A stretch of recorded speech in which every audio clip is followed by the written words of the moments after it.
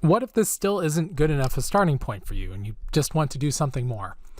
Well, there's something just for you. If we go over to filter, extrude, where are you? Other, stylize, there we are. Filter, stylize, extrude. We have the option to either do blocks or pyramids, level based or random with a depth control, solid front faces, or masked incomplete blocks. Let's start with just blocks. Let me show you what's going on here. Let's do a non-destructive edit. So I will convert this to a smart object first. And now I will go to filter, stylize, extrude. Let's start with blocks. What on earth? Look at that. It's like drawing three-dimensional blocks. Amazing. And it's trying to do it from the center and then moving out, it's going up. You'd see that the blocks go outward and then they come down. Very nice. So let's do some adjustments and see how those behave. I'm going to double click my extrude to bring the menu back open. Let's do a level based and tell it okay. Notice before these were coming out at different heights. With level base, they're literally level and boring. But you still may want something like that. I don't think it's quite as interesting. Let's do another adjustment on the extrude.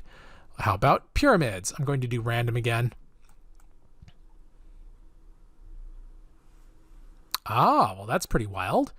Okay, how about we go in and mask incomplete?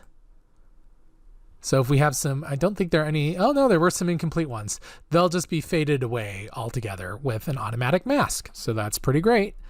Let's go back in and do size. Instead of 30 pixels, we'll make these 50 pixels. And let's give it a depth of 100 pixels random. And we'll do blocks with solid front faces. Honestly, the solid front faces shouldn't look that much different. It will just have a slight lighting effect, simply because we started with solid blocks of color. If there were more textures and things going on, that would have a more noticeable change to it.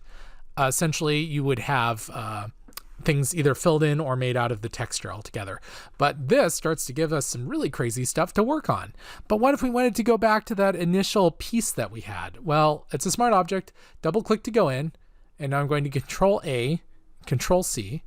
So I edit, select all, edit copy, close up this tab, and paste down a new one, Control V. Voila, we got it back. Now we can do stuff like do blending modes on here, which is pretty fun. And immediately we can start to get some really crazy effects, which is a great start, but the colors might be getting a little out of control. We could just drop the fill opacity down on that a bit, and voila, we start to get something to work with right away. So that's the extrude, which again can be found under filter, stylize, extrude.